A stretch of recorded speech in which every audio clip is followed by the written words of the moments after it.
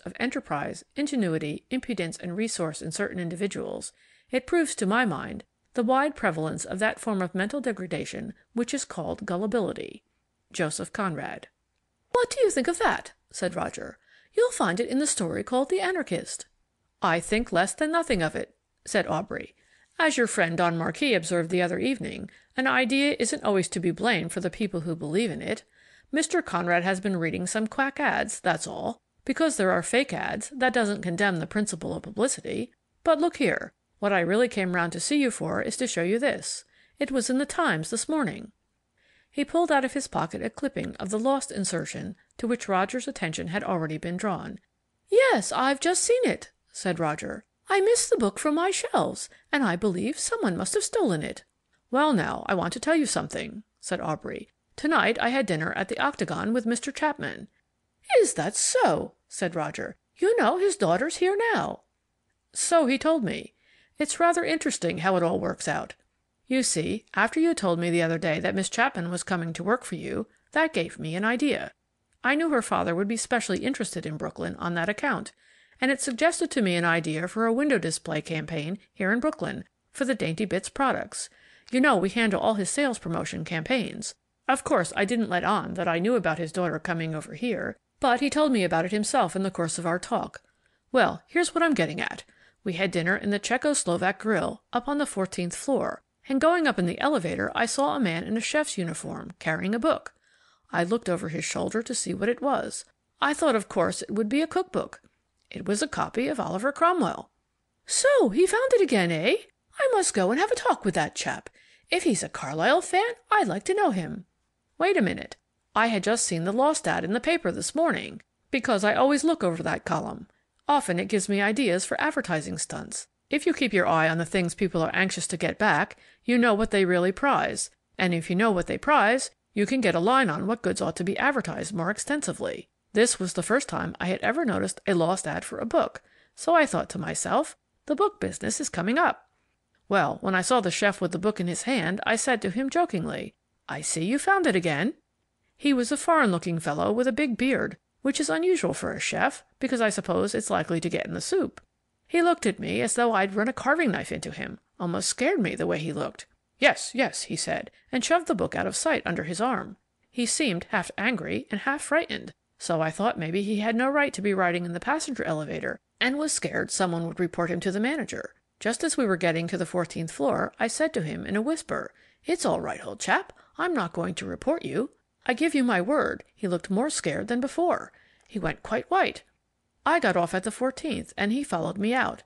I thought he was going to speak to me, but Mr. Chapman was there in the lobby, and he didn't have a chance. But I noticed that he watched me into the grill room as though I was his last chance of salvation."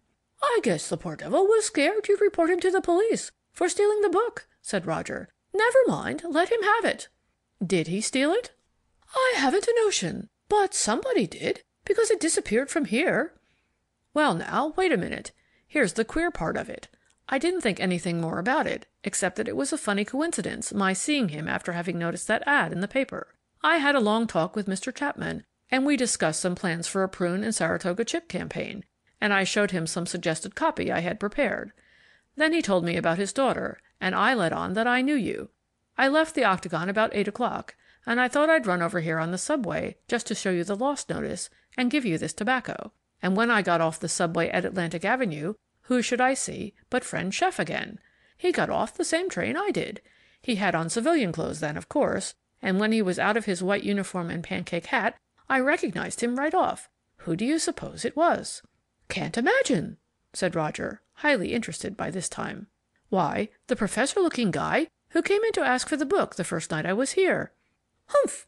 Well, he must be keen about Carlyle, because he was horribly disappointed that evening when he asked for the book and I couldn't find it.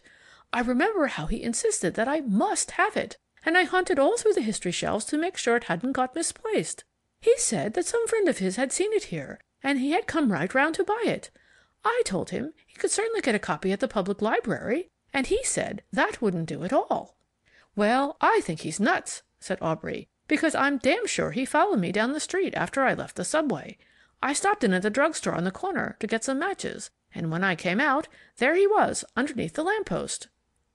"If it was a modern author instead of Carlyle," said Roger, "I'd say it was some publicity stunt pulled off by the publishers. You know they go to all manner of queer dodges to get an author's name in print. But Carlyle's copyrights expired long ago, so I don't see the game." "I guess he's picketing your place to try and steal the formula for Egg Samuel Butler," said Aubrey, and they both laughed. "You'd better come in and meet my wife and Miss Chapman," said Roger. The young man made some feeble demur, but it was obvious to the bookseller that he was vastly elated at the idea of making Miss Chapman's acquaintance. "Here's a friend of mine," said Roger, ushering Aubrey into the little room where Helen and Titania were still sitting by the fire. "Mrs. Mifflin, Mr. Aubrey Gilbert. Miss Chapman, Mr. Gilbert." Aubrey was vaguely aware of the rows of books, of the shining coals, of the buxom hostess and the friendly terrier, but with the intense focus of an intelligent young male mind, these were all merely appurtenances to the congenial spectacle of the employee. How quickly a young man's senses assemble and assimilate the data that are really relevant. Without seeming even to look in that direction, he had performed the most amazing feat of lightning calculation known to the human faculties. He had added up all the young ladies of his acquaintance, and found the sum total less than the girl before him. He had subtracted the new phenomenon from the universe as he knew it, including the solar system and the advertising business, and found the remainder a minus quantity.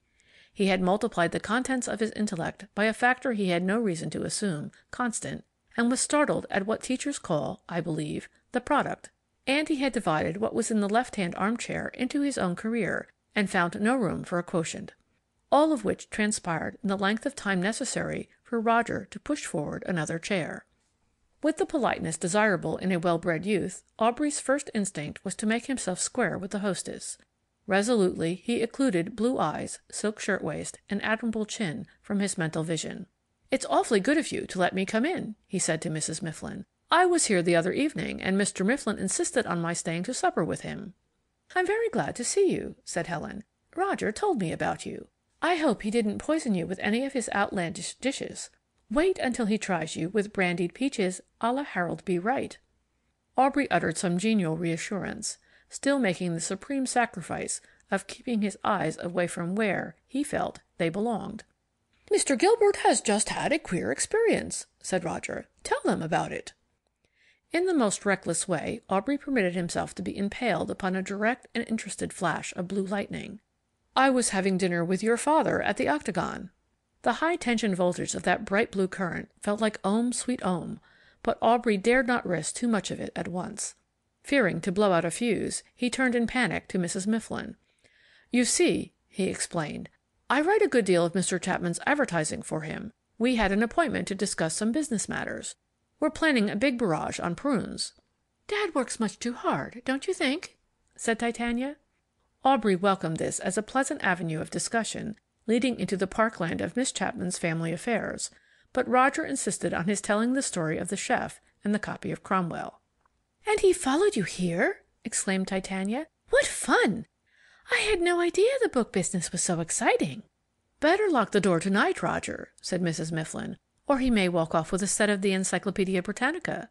"Why, my dear," said Roger, "I think this is grand news. Here's a man, in a humble walk of life, so keen about good books that he even pickets a bookstore on the chance of swiping some. It's the most encouraging thing I've ever heard of. I must write to the Publishers Weekly about it." "Well," said Aubrey, "you mustn't let me interrupt your little party." "You're not interrupting," said Roger. "We were only reading aloud. Do you know Dickens' Christmas stories?" "I'm afraid I don't."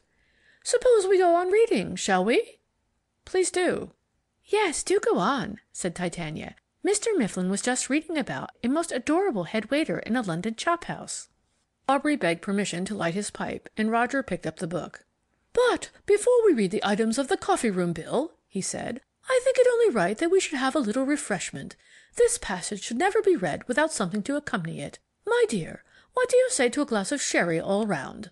"It's sad to have to confess it," said Mrs. Mifflin to Titania.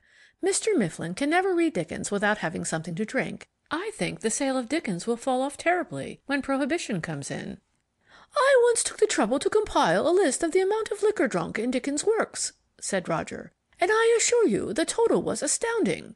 7,000 hogsheads, I believe it was. Calculations of that sort are great fun. I have always intended to write a little essay